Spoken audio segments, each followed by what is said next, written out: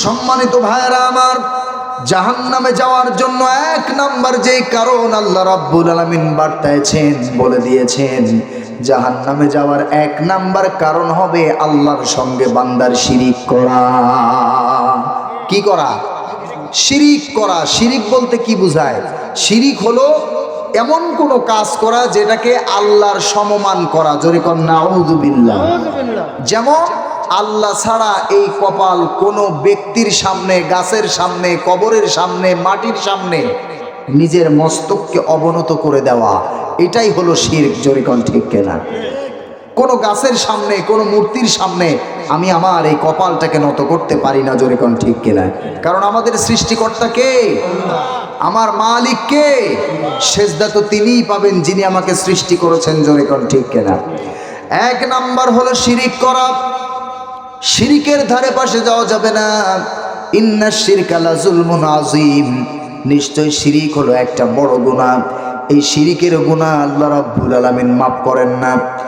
সম্মানিত ভাইরা আমার, আল্লাহ রাব্বুল আলামিন দুই নাম্বার কারণ বার্তায় দিলেন, যারা দুনিয়ার জমিনে জিনাকারী হবে, আল্লাহ রাব্বুল আলামিন বলেন জিনাকারীরা অবশ্যই জাহান্নামে যাবে। কি করা? জেনা করা। জেনা আমাদের সমাজে আছে না নাই? বলেন আছে না নাই?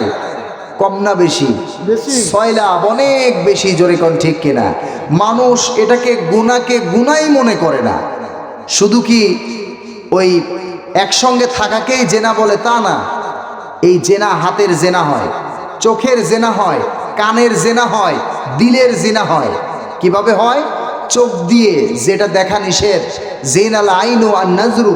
রাসূলুল্লাহ বলেন যে যদি কেউ চোখ দিয়ে উল্টাপাল্টা জিনিস দেখে, এটা হলো তার চোখের জিনা। কিসের জিনা? চোখের জিনা। হাত দিয়ে যেই কাজ আল্লাহ করতে নিষেধ করেছেন, ওইটা করা হলো হাতের জিনা। কথা কি বুঝতেছেন? কান দিয়ে যেটা শুনতে নিষেধ করেছেন, ওই জিনিস শোনা হলো কানের জিনা। দিল দিয়ে যেটা চিন্তা করতে বারণ করেছেন, ওই জিনিস চিন্তা করা হলো দিলের জিনা। জোরে কোন ঠিক কিনা? এই জন্য জেনার ব্যাপারে আমাদেরকে সতর্ক থাকতে হবে। জোরে কোন ঠিক কিনা? কারণ এই কাজ যখন আমরা করব, আমরা তখন জাহান্নামের দিকে চলে যাব। জানিয়েছেন কে? আসতে বলবেন না, জানিয়েছেন কে? আমার ভাইরা, এই জিনা হলো এমন একটা খারাপ গুনাহ। আমার নবীজির সামনে একজন মহিলা সাহাবী আসলেন, রাসূলুল্লাহকে ডেকে বলছেন, ইয়া রাসূলুল্লাহি, আমি জিনা করে ফেলেছি, আপনি আমার বিচার করেন। আমার নবীজি বলছেন, ও সাহাবী, তুমি জিনা করো নাই? না হুজুর, আমি জিনা করে ফেলেছি। আমার নবীজি মুখটা ডানে ঘুরায় নিলেন। ওই মহিলা ডানে গিয়া বলে, ইয়া রাসূলুল্লাহ, আমি জিনা করেছি। আমার নবীজি মাথাটা বামে ঘুরায় নিলেন। ওই মহিলার সামনে গিয়ে বলছে, ইয়া রাসূলুল্লাহি, আপনি আমার জেনার বিচার করেন, আমি জেনা করে ফেলেছি। আমার নবীজি বললেন, না, তুমি জেনা করো নাই। এবার মহিলা বলছে, না, আমি জেনা করে ফেলেছি। এবার নবীজি বলছেন, ও সাহাবী, তুমি যে জেনা করেছো, তোমার কি কোনো সাক্ষী কি তোমার আছে নাকি? এবার ওই মহিলা সাহাবী বলছে, ইয়া রাসূলুল্লাহি, আমার কোনো সাক্ষী নাই। কারণ জেনার বিচার হওয়ার জন্য অন্তত পক্ষে 4 জন সাক্ষীর প্রয়োজন। কয়জন? 4 জন। 4 জন সাক্ষী লাগবে। মহিলা বলে, ইয়া রাসূলুল্লাহি, আমি আমার জেনার জন্য আমি নিজেই রাজসাক্ষী, আপনি আমার বিচার করেন। রাসূলুল্লাহ বললেন, তুমি যে জেনা করেছো, জেনার কারণে তোমার গর্ভে কি কোনো সন্তান এসেছে নাকি? এবার মহিলা সাহাবী বলে, ইয়া রাসূলুল্লাহি, এই ব্যভিচারী করার কারণে আমার গর্ভের ভিতরে সন্তান চলে এসেছে। রাসূলুল্লাহ বললেন, তাহলে তুমি চলে যাও, কারণ এখন তোমার বিচার কার্য করা যাবে না। এর মূল কারণ হলো, তুমি একজন মানুষ, তোমার দেহের ভিতর আরেকটি প্রাণ দুনিয়ার জমিনে অবতরণ করবে। তোমার দেহের ভিতরে আরেকটি প্রাণ রয়েছে, তোমার অপরাধের কারণে ওই প্রাণটাকে শাস্তি দেওয়া যাবে না। আল্লাহর নবী যখন এই কথা বললেন, এবার মহিলা সাহাবীকে বললেন, ও সাহাবী, শোনো, এই সন্তান ডেলিভারি হওয়ার আগ পর্যন্ত তোমার উপরে কোনো আইন কার্যকর করা যাবে না, চলে যাও। সন্তান ডেলিভারি হওয়ার পর তোমার জেনার বিচার করা হবে। মহিলা চলে গেলেন। মহিলা চলে গিয়া তিনি রাতে দিনে সব সময় আল্লাহকে সেজদা দিয়ে চোখের পানি ফেলে ফেলে কাঁদেন। এবার দেখতে দেখতে 9টি মাস 10টি মাস যখন অতিবাহিত হয়ে গেল, এবার ওই মহিলার বাচ্চা দুনিয়ার জমিনে ভূমিষ্ঠ হয়ে গেল, ডেলিভারি হয়ে গেল। ডেলিভারি হয়ে যাওয়ার পরে এবার ওই মহিলা ঠিক একদিন পরে আমার নবীজির সামনে সন্তান কোলে নিয়ে হাজির হয়ে গেছে। জোরে কোন আল্লাহু আকবার। হাজির হয়ে বলছে, ইয়া রাসূলুল্লাহি, এই যে সন্তান ডেলিভারি হয়ে গেছে, এখন আপনি আমার উপরে জেনার আইন কার্যকর করেন। রাসূলুল্লাহ সাল্লাল্লাহু আলাইহি ওয়াসাল্লাম এই মহিলার সন্তানটাকে দেখে বলছেন, ও সাহাবী, এই যে ছোট্ট বাচ্চা ভূমিষ্ঠ হয়েছে, তুমি কি জানো এই ছোট্ট বাচ্চার রিজিক আল্লাহ রাব্বুল আলামিন তোমার স্তনের ভিতরে দিয়ে রেখেছেন। সুতরাং এই ছোট্ট শিশুটিকে অন্ততপক্ষে হাওলাইনি কামিলাইন 2টা বছর তোমাকে দুধ পান করাতে হবে, কারণ আল্লাহ রাব্বুল আলামিন ওর রিজিক তোমার স্তনে রেখে দিয়েছেন। বললেন, এই সন্তান যতদিন পর্যন্ত দুধ না ছাড়বে ততদিন পর্যন্ত তোমার জেনার বিচার করা যাবে না। এবার মহিলা কাঁদতে কাঁদতে চলে গেলেন। ঠিক 6 মাসের মাথায় ওই ছোট্ট বাচ্চাটাকে অন্য কোনো খাবারের অভ্যাস গড়ে তুলে ওই মহিলা এবার আবার 6 মাসের মাথায় শিশুটিকে নিয়ে নবীর সামনে হাজির হয়ে গেছে। শিশুটির হাতে একটি রুটি ধরায় দিয়েছে। আমার নবীজিকে ডেকে বলছে, ইয়া রাসূলুল্লাহি, আপনি আমার জেনার বিচার করেন। এই যে আমার সন্তান, আজ 6 মাস হলো আমি আমার সন্তানকে বুকের দুধ ছাড়ায় দিয়ে অন্য কোনো খাবারের অভ্যাস আমি ওর গড়ে তুলেছি।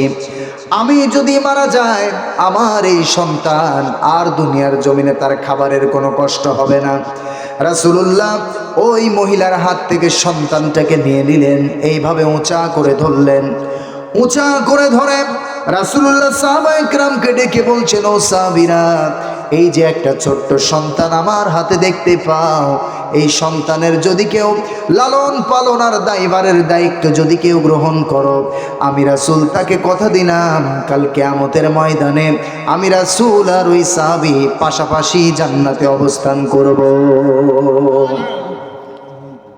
নবীজি ওই মহিলার বিচার করার জন্য সাহাবায়ে কেরামকে ডাক দিলেন, ও সাহাবীরা, এই মহিলাকে নিয়ে চলে যাও, বুক পর্যন্ত মাটির নিচে তার বুক পর্যন্ত গেড়ে দাও, চতুর্দিক থেকে পাথর মেরে তাকে রজম করো, কারণ এটা হলো কোরআনের আইন। কার আইন বলেন? এটা হলো কোরআনের আইন। যদি কোনো বিবাহিত মানুষ জেনা করে, পুরুষ হোক আর মহিলা হোক, বিবাহিত অবস্থায় যদি কেউ জেনা করে ফেলে, এর শাস্তি হলো ওই মানুষটাকে বুক পর্যন্ত মাটির ভিতরে গেড়ে ফেলে দিয়া চতুর সাইড থেকে পাথর মেরে হত্যা করা লাগবে। এটাই হলো কোরআনের আইন। জোরে কোন আল্লাহু আকবার। যদি কোনো অবিবাহিত পুরুষ অথবা অবিবাহিত নারী যদি কেউ জেনা করে ফেলে, তাহলে কোরআনের আয়াত জানিয়ে দেয়, যদি অবিবাহিত নারী হয় আর অবিবাহিত পুরুষ হয়, তার ব্যাপারে আয়াত জানিয়ে দেয়। সূরা নূরের 2 নম্বর আয়াতের ভিতরে আল্লাহ রাব্বুল আলামিন বলেন, আয-যানিয়াতু ওয়াজ-যানি ফাজনিদু কুল্লা ওয়াহিদিন মিনহুমা মিআতা জালদা। জোরে বলেন আল্লাহু আকবার। ولا تأخذكم بهما رأفة في دين الله إن كنتم تؤمنون بالله واليوم الآخر وليشهد عذابهما طائفة من المؤمنين। আল্লাহ রাব্বুল আলামিন সূরা নূরের 2 নম্বর আয়াতের ভিতরে জানিয়ে দেয়, যদি কোনো অবিবাহিত নারী অথবা অবিবাহিত পুরুষ যদি জেনা করে ফেলে, তাহলে মিনহুমা মিয়াতা জালদা, 100 বেত্রাঘাত করতে হবে। এটা হলো আল্লাহর আইন। আর আল্লাহ রাব্বুল আলামিন জানিয়ে দেন, এই বেত্রাঘাত করার সময় যেন তোমাদের দিলের ভিতরে ওই আঘাত করার কারণে যেন তাদের ব্যাপারে তোমাদের দিলের ভিতরে কোনো কষ্টের উদ্বেগ না হয়। ওদের আঘাত করার কারণে যেন তোমাদের হৃদয়ে কোনো কষ্ট না লাগে। এই কাজ করবে কারা? এই কাজ করবে হলো তাইফাতুম মিনাল মুমিনিন, মুমিনদের একদল যেন তাদেরকে আঘাত করে। জোরে কোন আল্লাহু আকবার। এই আইন কার? আজ যদি বাংলাদেশে এই আইন কার্যকর থাকতো তাহলে কি আর জেনা ব্যভিচার এত বাড়তো? জোরে কন না কেন? জেনা ব্যভিচার এত বাড়তে পারতো না। জোরে কন ঠিক কিনা? কোনো আইন দিয়ে জেনা ব্যভিচার বন্ধ হবে না যতদিন পর্যন্ত কোরআনের আইন কার্যকর না করা হবে। জোরে কন ঠিক কিনা? সম্মানিত ভাইরা আমার, এই জন্য কোরআন হলো একটি ফোকাস। কোরআনের ভিতর আল্লাহ পাক সব কিছু দিয়েছেন। জোরে কন আলহামদুলিল্লাহ। সম্মানিত ভাইরা আমার, জেনা করা যাবে না। জেনা থেকে নিজেদেরকে বাঁচাতে হবে, কারণ জেনার শাস্তি ভয়াবহ। আছে না নাই? আর একটু জোরে কোন আছে না নাই? আল্লাহ রাব্বুল আলামিন জানিয়ে দেন 3 নম্বরে জাহান্নামে যাওয়ার যে কারণ হবে, এই জাহান্নামে যাওয়ার 3 নম্বর কারণ হলো আল্লাহর পথে যারা চলে তাদেরকে বাধা প্রদান করা। আল্লাহর রাস্তায় যারা চলে তাদেরকে বাধা দেওয়ার মানুষ আমাদের সমাজে আছে না নাই? আসতে বলবেন না, আছে না নাই? অসংখ্য মানুষ আছে। আল্লাহ রাব্বুল আলামিন জানান যারা আল্লাহর পথে চলতে থাকে এই মানুষগুলোকে যারা বাধা প্রদান করে, এই বাধা প্রদানকারীরা যেন জেনে রাখে তারা হলো জাহান্নামের একজন নরকীট। জোরে করে আল্লাহু আকবার। সম্মানিত ভাইরা আমার, আমি যেই সূরা থেকে তেলাওয়াত করেছি এই জায়গাতে আল্লাহ রাব্বুল আলামিন মোটামুটি 4টি কারণ উল্লেখ করেছেন। আল্লাহ রাব্বুল আলামিন বলেন জাহান্নামে যাবে জাহান্নামীরা, জান্নাতে যাবে জান্নাতীরা। এই জান্নাতি আর জাহান্নামী মানুষদের মাঝখানে একটা সময় দেখা হয়ে যাবে। জান্নাতি আর জাহান্নামী মানুষগুলো সেলের ভিতর থেকে তাকায় থাকবে। এবার জান্নাতি মানুষগুলো ডেকে বলবে, ও জাহান্নামীরা, আমরা একই এলাকায় বসবাস করতাম, তুমি তো আমার প্রতিবেশী ছিলে, আমরা একই থানা, একই মহল্লা, একই দেশে বসবাস করতাম। আজ আমি জাহান্নামে আর তুমি জান্নাতে কেন? এবার জাহান্নামীরা ডেকে বলবে, কোরআনের আয়াত বলে, জাহান্নামীরা বলবে, ক্বালু লাম নাকু মিনাল মুসাল্লিনা ওয়া লাম নাকু নুতঈমুল মিসকিন ওয়া কুন্না নাখুদু মাআল খায়দিন। জাহান্নামীরা বলবে, ক্বালু লাম নাকু মিনাল মুসাল্লিন, জাহান্নামীরা বলবে আজকে আমরা জাহান্নামে এসেছি, এই জাহান্নামে আসার মূল কারণ হলো আমরা দুনিয়ার জিন্দেগিতে মুসল্লি ছিলাম না, তার মানে নামাজ আদায় আমরা করতাম না। এই আয়াত থেকে বোঝা যায় নামাজ না পড়লেও কোথায় যাওয়া লাগবে বলেন? আর একটু জোরে কোন, কোথায় যাওয়া লাগবে? দুনিয়ার জিন্দেগিতে যারা নামাজটাকে নষ্ট করে ফেলেছে, দুনিয়ার জীবনে যারা নামাজটাকে ইচ্ছাকৃতভাবে আদায় না করে যারা নষ্ট করে ফেলবে, আল্লাহ রাব্বুল আলামিন বলেন জাহান্নামে যাওয়ার 1 নাম্বার কারণ হবে নামাজ না আদায় করা। কারণ রাসূলুল্লাহকে আল্লাহ রাব্বুল আলামিন মেরাজে নিয়েছেন। মেরাজে নিয়ে আমার নবীজি ওই মেরাজে যখন চলে গেছেন, আল্লাহর সামনে রাসূল যখন বসে গেছেন, আল্লাহ রাব্বুল আলামিন তার পেয়ারা হাবিবকে খুশি হয়ে দুনিয়ার জীবনে সালাত দান করেছেন। সুবহানাল্লাহ বলেন। সম্মানিত ভাইরা আমার, নামাজের ব্যাপারে গুরুত্ববান হওয়া লাগবে, নামাজের ব্যাপারে যত্নশীল হওয়া লাগবে। আর নামাজ যদি না আদায় করে আমরা কোথায় চলে যাব বলেন? জাহান্নামে চলে যাব। কারণ এই নামাজ প্রতিষ্ঠা করার জন্য রাসূলুল্লাহ তার গোটা জিন্দেগিটা কষ্ট আর মুজাহাদা করেছেন। ঠিক কিনা বলেন? আমার নবীজি তায়েফের জমিনে গেছেন মানুষকে দাওয়াতের জন্য, কালেমা প্রচারের জন্য, দাওয়াতের জন্য। আমার নবীজি যে সময় নামাজ প্রতিষ্ঠার আন্দোলন করেছেন সে সময় আমার নবী একা ছিলেন, গোটা পৃথিবী একদিকে ছিল। জোরে কোন ঠিক কিনা? কেউ বা গাছের পূজা, কেউ বা মাছের পূজা, কেউ বা আগুনের পূজা, কেউ বা মূর্তির পূজা। সবাই যখন পূজা করে আমার নবীজি এক জায়গায় দাঁড়িয়ে বলেন, আশহাদু আল্লা ইলাহা ইল্লাল্লাহু ওয়া আশহাদু আন্না মুহাম্মাদান আবদুহু ওয়া রাসূলুহু। জোরে বলেন আল্লাহু আকবার। নবীজি একা দাঁড়িয়েছেন, গোটা মক্কা ভূমি তার বিরুদ্ধে চলে গেছে, আমার নবীজি একা দাঁড়িয়েছেন। কারণ আমার নবীর সঙ্গে আছেন কে? আল্লাহ। আসতে বলবেন না কে? আল্লাহ। আমার নবীজি তায়েফে গেলেন দিলটা নরম করে, নবীর একজন আশেক হয়ে দিলের কান দিয়ে কথাগুলো শুনবেন। আমার নবীজি তায়েফের জমিনে চলে গেলেন তায়েফবাসীদেরকে নামাজের দাওয়াত দেওয়ার জন্য, এক আল্লাহর দাওয়াত দেওয়ার জন্য। নবীজি যখন গেলেন তায়েফে, তায়েফের মানুষকে গিয়ে যখন বললেন, ও তায়েফবাসীরা, তোমরা এক আল্লাহর ওপরে ঈমান আনো, আমি নবীকে রাসূল হিসেবে তোমরা মেনে নাও। তায়েফবাসী কি করেছে? যুবকদেরকে লেলিয়ে দিয়েছে। এটা হলো পাগল। জোরে কন্যা আউযুবিল্লাহ। আমার নবীজিকে পাগল বলে আখ্যায়িত করা হয়েছে। যুবকেরা বৃষ্টির মতো পাথর মেরে আমার নবীজিকে তায়েফের জমিনে রক্তাক্ত করে শোয়ায় দিয়েছে। পাথরের আঘাত খেয়ে আমার নবীজির একে তো 3-4 দিনের না খাওয়া দেহ, আমার নবীজি দাওয়াত নিয়ে গেছেন। ওই জায়গায় কাফেররা আঘাত করে আমার নবীজির দেহ মোবারক থেকে রক্তগুলো ঝরিয়ে দিয়েছে। আমার নবীজি তায়েফের জমিনে বেহুশ হয়ে পড়ে গেছেন। দেহের রক্তগুলো পড়ে পড়ে পায়ের জুতা মোবারক পর্যন্ত রাসূলুল্লাহর আটকে আটকে গিয়েছি। আমার নবীজি যখন বেহুশ হয়ে পড়ে গেলেন, এবার তায়েফের লোকজন যখন চলে গেলেন, ওই মুহূর্তে আল্লাহ রাব্বুল আলামিন তার প্রিয় ফেরেশতা জিবরাইলকে আল্লাহ রাব্বুল আলামিন মুহূর্তের ভিতরে আমার নবীজির কাছে পাঠিয়ে দিলেন। জিবরাইল এসে আমার নবীর সামনে দাঁড়ায় গেছেন। জোরে কোন আল্লাহু আকবার। জিবরাইল দাঁড়ায় গিয়া আমার নবীজির সামনে যখন দাঁড়ায় গিয়েছেন, আমার নবীজি বেহুশ হয়ে পড়ে আছেন। আমার নবীজিকে আস্তে করে জিবরাইল উঠাইলেন। উঠানোর পরে নবীজির একটু জ্ঞান ফিরে আসলো।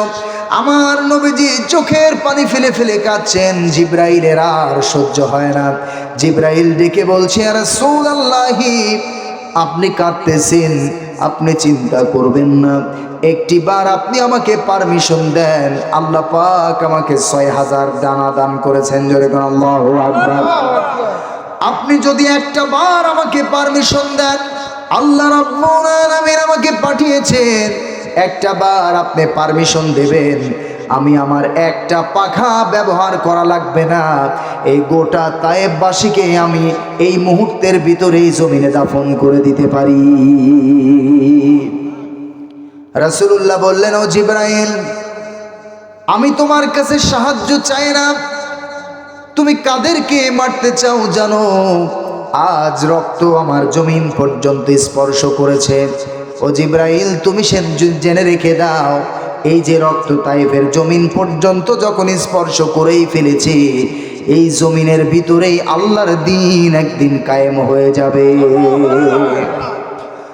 তুমি যদি এদেরকে আঘাত করো, তায়েফবাসীদেরকে যদি মেরে ফেলো, এই তায়েফবাসীদেরকে তুমি যদি হত্যা করে ফেলো, আমি দ্বীনের দাওয়াতগুলো কার কাছে দিব? জোরে কোন আল্লাহু আকবার। এত মার যারা মারলেন, এত আঘাত যারা রাসূলকে করলেন, নবীজি একটা বারের জন্য তাদের ব্যাপারে লানত করেন নাই। জোরে কোন ঠিক কিনা? সেই নবীজি হঠাৎ করে বেহুশ হয়ে পড়ে যাওয়ার পর জিবরাইল যখন চলে গেলেন, আমার নবীজি আবার বেহুশ হয়ে গেলেন। নবীজি যখন তার জ্ঞান যখন ফিরে এলো, নবীজি আস্তে করে ওই জায়গা থেকে উঠে একটা দৌড় মারলেন। দৌড় দিয়ে সামনে একটি আঙ্গুরের বাগানের ভিতরে আমার নবীজি ঢুকলেন। নবীজি ঢুকে মুখ থুবড়ে পড়ে গেলেন। আমার নবীজির একে তো 3-4 দিনের না খাওয়া দেহ, তারপরে নবীজির দেহ মোবারক দিয়ে এত পরিমাণের রক্ত ঝরতেছে।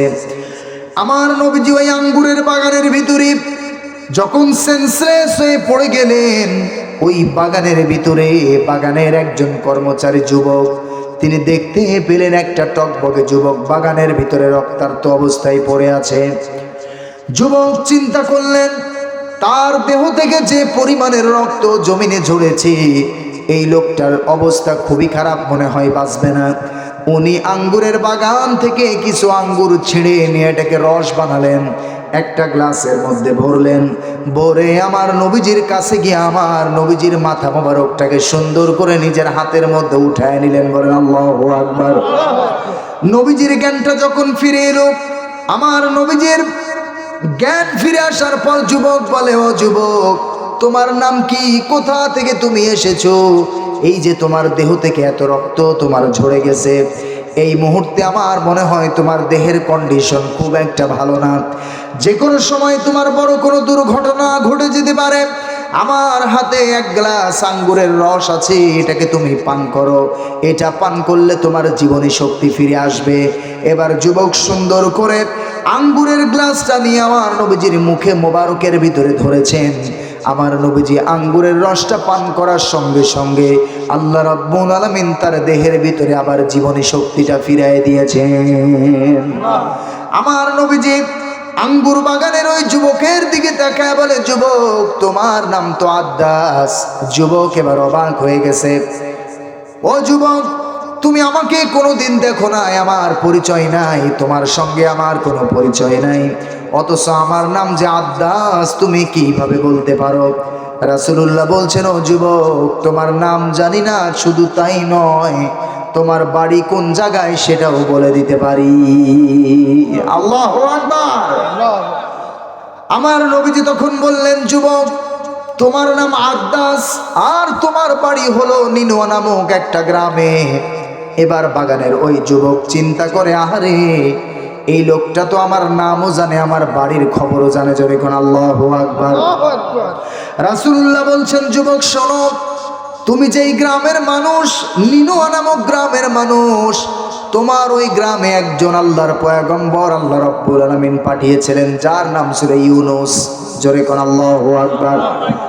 এবার যুবক আশ্চর্যান্বিত হয়ে বলে, ও যুবক, আমার নাম আদ্দাস, আমার বাড়ি নিনুয়া নামক গ্রামে, আর আমার গ্রামে একজন নবী ছিল যার নাম ছিল ইউনূস। এত খবর তুমি কিভাবে বলতে পারো? আমার নবীজি মুস্কি একটা হাসি দিয়ে বলছেন, যুবক, একজন নবীর কাছে তো আরেকজন নবীর খবর থাকতেই পারে। আল্লাহু আকবার বলেন। একজন নবীর কাছে তো আরেকজন নবীর খবর থাকতেই পারে। আল্লাহ রাব্বুল আলামিন আমাকেও নবী করে দুনিয়ার জিন্দেগিতে পাঠিয়েছেন। যুবক বলে, বুঝতে পেরেছি, আপনি হবেন আখিরি জামানার পয়গম্বর। সুবহানাল্লাহ বলেন। আর দেরি করতে চায় না।